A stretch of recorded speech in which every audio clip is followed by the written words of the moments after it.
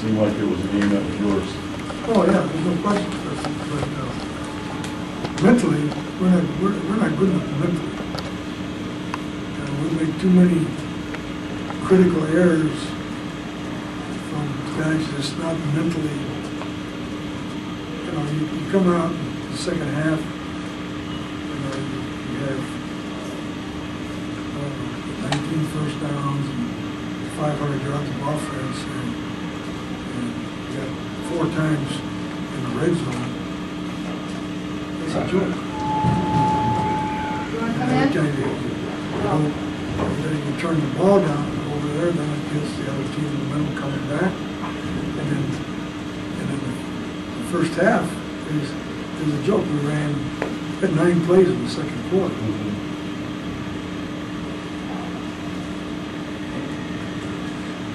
One time the running back was in the wrong protection, I think twice. And then these guys always say, well, I thought he said this, or I thought he said that. I mean, it's like communication is not good. Is that just youth? Huh? Is that just youth? Well, it's stupidity, is what it is. I mean, it's not excusable. Maybe we make it too difficult for them, you know, because coaches always think that everybody gets everything that they teach them. You know, the favorite thing coach says, well, I told him to do that, you know. Well, why didn't you do it? Because he's the guy playing, not the coach. So it all goes back to coaching, goes back to guys understanding what they're supposed to do, and then execution of what you're doing. And there are no excuses. There's no excuses for any of this. I mean, people love to make excuses about why something didn't happen. Blame it on somebody else. You know, that's the nature of humans. You know? So you know, it's my problem. Everything that happens in this program is my problem, not their problem.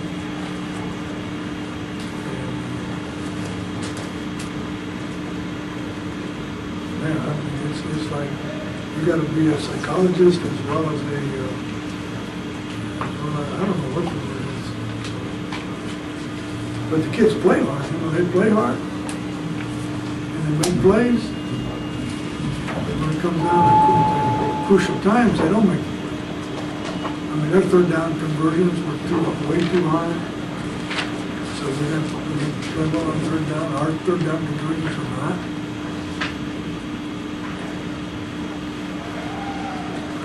Coach, what are you seeing as a difference as your team comes out? This pattern that we're seeing that doesn't really pick up until the second half that they start. The defense has been had to play the last 2 games. They've had to play the whole game. You know, I mean, in the first half, they had 44 plays in the first half. We had 29. And it goes back to lack of execution.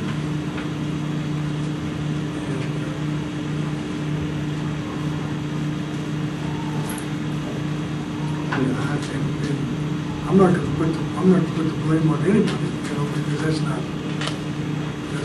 fair, you know, because that's like escaping the problem.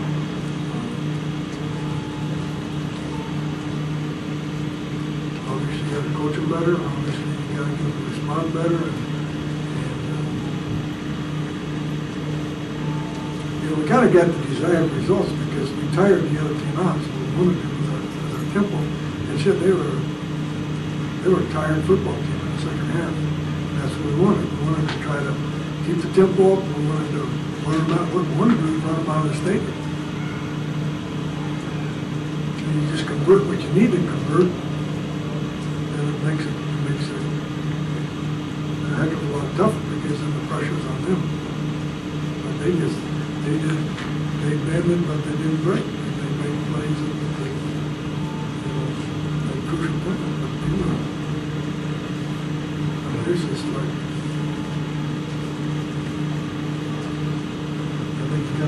physical down in the red zone.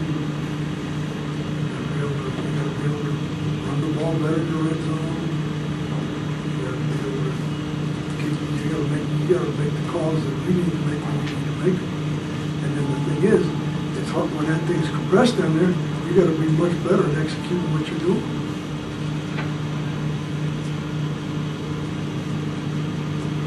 And I think the players, they all want to succeed, they all want to do the right thing, and they all want to, do all that stuff.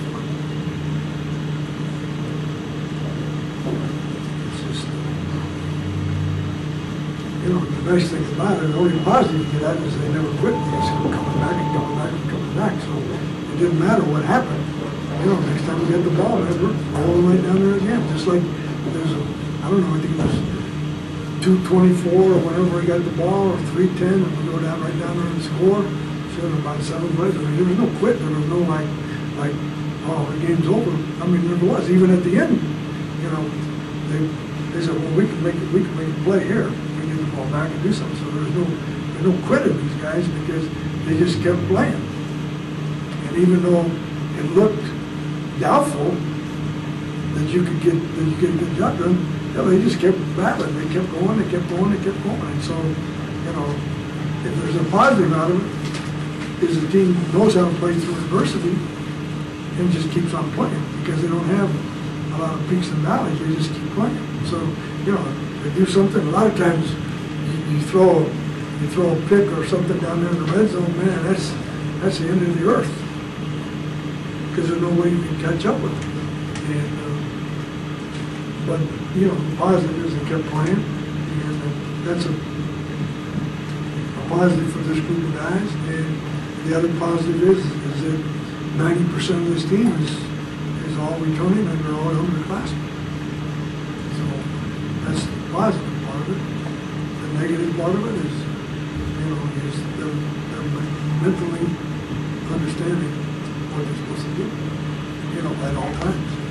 Talk about execution in the red zone. The two obvious glaring examples of the two interceptions. Well, the one that he comes back. The one that he throws to Joe, he should catch that ball 100% of the time. The ball's right in his hands. It's a walk-in. And then the second one down there, they called the wrong formation on the wrong play. And it was signaling for the sideline, but it was wrong.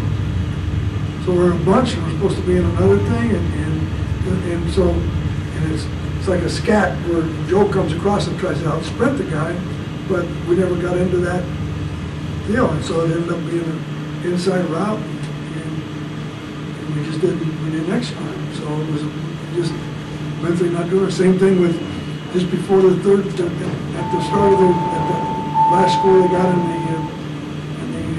the second half, was in the first half, just before half. I mean, we got a nickel call, nickelback's not in the game. And then they got a combo coverage on the back and nobody's covering it. And then we get another third down situation and they got some kind of bracket call where you bracket the guy and nobody covers it. One guy thinks one thing, another guy thinks another thing. It just baffles me. And the one just before half is, if I was smart enough, I should have called timeout right there, not realizing that, because I looked over and there was Kellogg over here on the sideline and they're calling him nickel. I'm saying, what the hell is he doing over here? Who's playing nickel? Is Marvin in there or in his place? And then I asked him, what the hell did you call? Well, we called nickel. Well, what the hell is he doing over here? What? The nickel guy's over on the sideline. And another time when they had the bracket coverage, and so supposed to play inside out on the guy who got the ball. And so between the safety and the corner or whatever,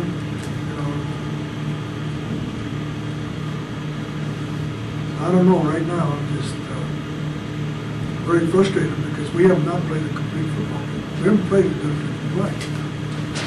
We haven't reached what we should be, in my opinion, what we should be. And maybe I'm overestimating this football team, but I don't think so.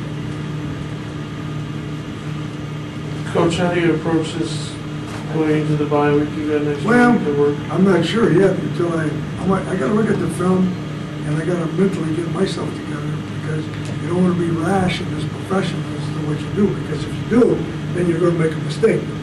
So if you go crazy and you go off your rocker, you know, then it doesn't do any good. So what I gotta do is look at the film by myself and find out where I'm not doing a good enough job. You gotta look at yourself first, and you look at everybody else second. So no matter if you've been in this, you know, I've been in this game almost 50 years, and between a player and a coach, it's 65 years. That's a long time. You know, maybe my brain's gone, I don't know. But, you know, and so just because you've been doing this for a long time doesn't mean you have all the answers. What you can't do mentally, you can't let it affect you. In other words, I can't let this affect me in a negative way where I got to so obviously come back and fight another day, you know, because they're going to feed off whatever I do. Yeah, so whatever I say to them, they're going to feed off. So I can make them feel positive and make them feel negative. But the key is everybody has to be accountable. And accept responsibility. That's a big thing in life. Responsibility, accountability, all those words are huge things.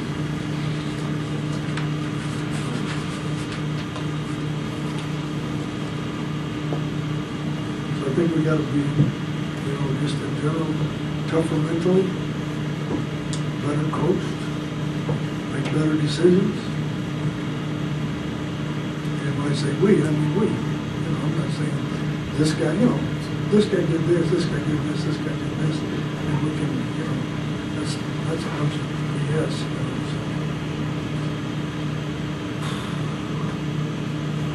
So believe me, I just need, what I need to do is take a couple of Tylenol, get a good night's sleep, and then wake up in the morning, come over here, watch all this film, spend a lot of time with the film,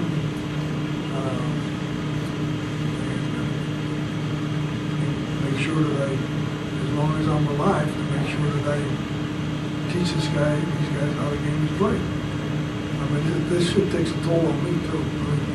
So it's not an easy thing to swallow. But that's life, you know. You don't have answers for everything. What you do is you just fight through whatever problems you have. And that's the deal. Okay, anybody else?